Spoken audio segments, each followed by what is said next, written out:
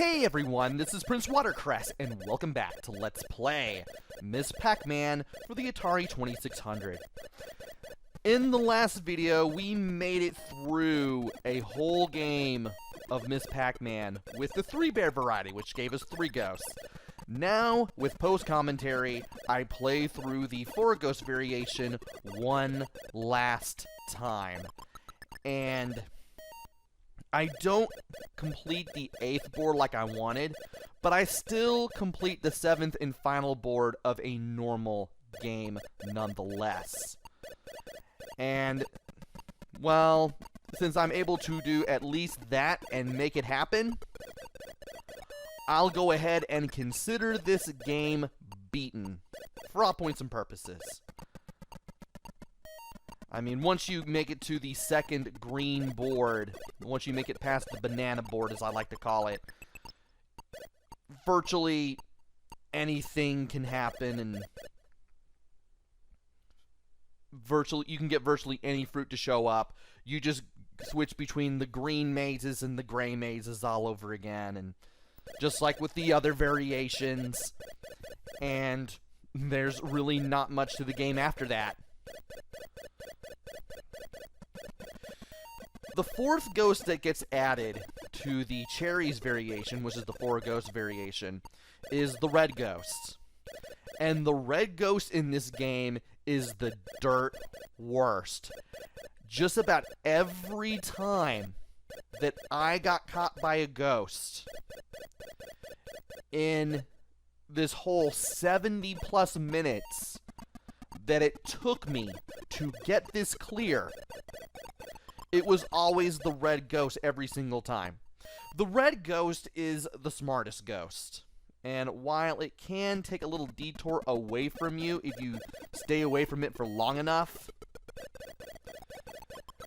it does chase after you very, very much. And I thought I died right there. I didn't. I managed to reach the power pill there just in time to eat some ghosts. So yeah, you really want to keep an eye on the red ghost most of all, even though all the ghosts can be a threat on the Cherries variation of the game. But you definitely want to keep an eye on the red ghost, because the red ghost can be the absolute worst. Just because they run after you like a dog.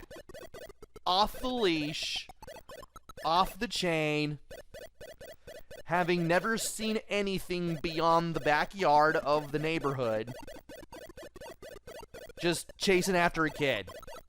That kind of a chase.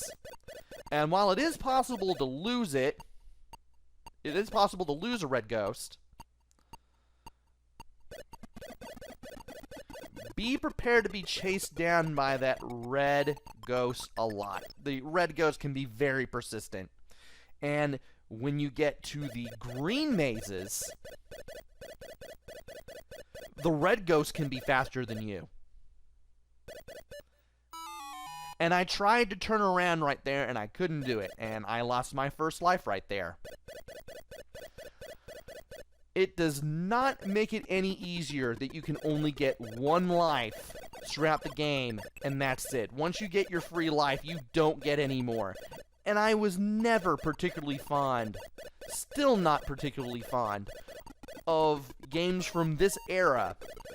The Atari golden age of the arcade, early 80s era. Early 1980s that really did this sort of thing. And I just found it weird. I mean, you're playing on a video game console. You're playing on a home console, not an arcade machine. I understand that getting good at a game is awesome, especially when you have limited means to do it with. But it's not like there's a machine here in front of me that wants me kicked off of it so that somebody else can take a turn for a quarter. I'm playing this game in the privacy of my own home. Why do you want me dead so badly, game? But I digress.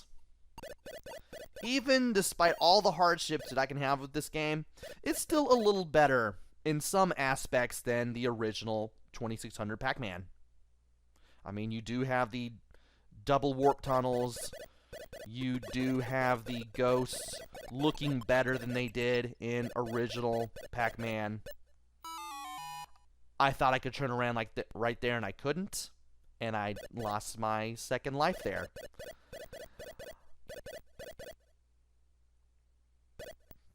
You have the double warp tunnels. You have the ghosts looking like they should. You have sounds that are closer to the arcade original. You can see the fruits this time. You're not eating digital wafers and vitamins. You're eating dots and fruit. The game is on an 8K cartridge compared to a 4K. I'm not sure if I ever mentioned that. Yeah, this was not done in 4K. This was done in 8K. You can tell that Atari kind of learned from the development of Pac-Man to not do all of this in 4K. Because having double the cartridge space worked wonders for this. And while it may not have the intermissions, you still don't need them to get a good time.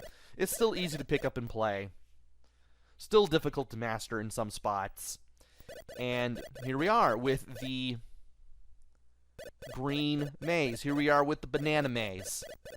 This is the last one that I'm able to complete before I lose all my lives.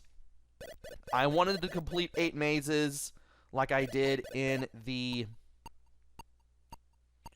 other variations. I tried to the best of my ability. It took me over an hour. This is the best I could do. And once the game basically throws nothing new at you after this maze, you might as well consider it beaten here, even though beating 8 mazes would be absolutely divine, because you can see the green maze, turnover, and here's where I lose my third life. Yep, I told you that in these mazes you could have the red ghost outrunning you. Sadly, this is as far as I go, and yeah, this was me more or less beating the game to the best of my ability. At least all 7 mazes, even though 8 would have been divine, as I said earlier. There's the last life gone on the 4 Ghost, aka Cherries variation of this game. And even if we did beat this game, if we did beat the 8th maze with 4 ghosts, it wouldn't have been any more different than with 1 ghost or 2 ghosts or 3 ghosts. It would have just taken us back to the gray mazes, and then we'd switch between gray and green, with the fruits being picked completely at random until we lost all our lives. All 4 of them. And that would have been that. So, now that I am more or less done with this game, how does this game measure up? Well, as I've said earlier, it is better than the original Pac-Man in some aspects. The Pac-Man and the Ghost look a lot better. The dots are actually called dots. You actually have fruit this time, and they are moving around just like in the arcade version of the game. You still have the same controls that can be a little tough to deal with at times, like in the 2600 Pac-Man. I mean, even though they were good, I still had my problems with them from time to time, and it wasn't any different here. You also had the original arcade sounds, or at least sounds that are pretty close or closer to the arcade than they were in the Atari 2600 original Pac-Man. What else? Well, there is 7 fruits and 7 mazes, and you do know when you've gone as far as the game can go. So at least you have a bit of a goal and a scenario in which the game can be considered quote-unquote beaten. So that's something. And of course you also had a variety of mazes, just like in the original not the original Pac-Man, but the original Miss Pac-Man. And even though the intermissions are missing, you still don't need them here in this version to have a good time. It still plays very well. And the fact that it's an 8K cartridge rather than a 4K like the original Pac-Man was definitely helps too. The only downside that I have about this game is once you've beaten the first green maze, you've seen all that the game has to offer. You actually have a goal, but at the same time, you've seen everything that there is to the game. And then it's just a matter of seeing how far you can really go. I mean, that is a double-edged sword. Also, no intermissions can also be a double-edged sword, but that didn't really bother me. Game variations just aren't as good here as in the original Pac-Man. You had the varying speeds for the ghosts, and you could either make Pac-Man slow or fast. Here, you just change the number of ghosts. That's it. That's all there is. You can't change the speed on the ghosts. You can't change the speed on Miss Pac-Man. You just change the number of ghosts, and that's it. And it, compared to 2600 Pac-Man, it definitely left something to be desired, at least for me. Is it still worth getting? Absolutely. I definitely think that the game is still worth playing and getting and checking out. And, of course, having a good time with. So, all in all, this game does some things better than Pac-Man. Well, the arcade version definitely did. But when it comes to the Atari 2600 port, there are some things that are done better. Some other things, not so much. Is it still worth playing this port? Absolutely. Otherwise, I wouldn't have spent enough time to get this good with the game, as good as I am.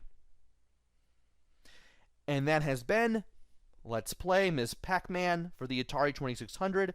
Hopefully, you enjoyed this as much as I did. Maybe just a little bit better, maybe just a little bit more. Hopefully, I will be back with another game. Maybe it'll be good, maybe it'll be bad, maybe it'll be somewhere in between, who knows.